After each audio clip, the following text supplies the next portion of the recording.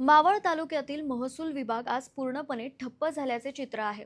अवैध गैण खनिज उत्खनन प्रकरणात थेट 10 महसूल अधिकाऱ्यांवर निलंबनाची कारवाई झाल्यानंतर महसूल विभागातील अधिकारी आणि कर्मचाऱ्यांनी सामूहिक रजेवर जाण्याचा निर्णय घेतला आहे।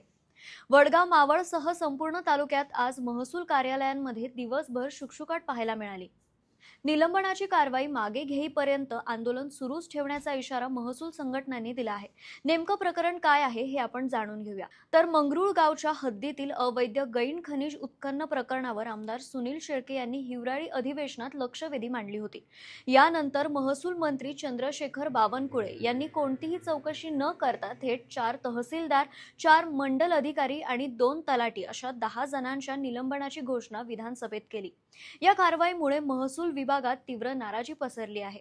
कर्मचाऱ्यांचा आरोप आहे की नैसर्गिक न्यायाच्या तत्वानुसार संधी न देता ही कारवाई करण्यात आली असून संबंधित अधिकाऱ्यांनी नियमानुसारच काम केले होते आणि शासनाच्या महसुलाचे कोणतेही नुकसान झालेले नाही। महसूल कर्मचारी संघटनांचं म्हणणं आहे की अवैध उत्खनन रोखण्यासाठी महसूल अधिकारी जीवाची बाजी लावून कोणतीही सुरक्षा नसताना कारवाई करतात, तरीही प्रत्येक वेळी दोष मात्र त्यांच्यावरच टाकला जातो। या निषेधार्थ तहसीलदार, नायब तहसीलदार, मंडल अधिकारी, ग्राम महसूल अधिकारी आणि इतर कर्मचारी संघटनांनी मुख्यमंत्री, उपमुख्यमंत्री आणि महसूल मंत्र्यांना निवेदन दिलं आहे।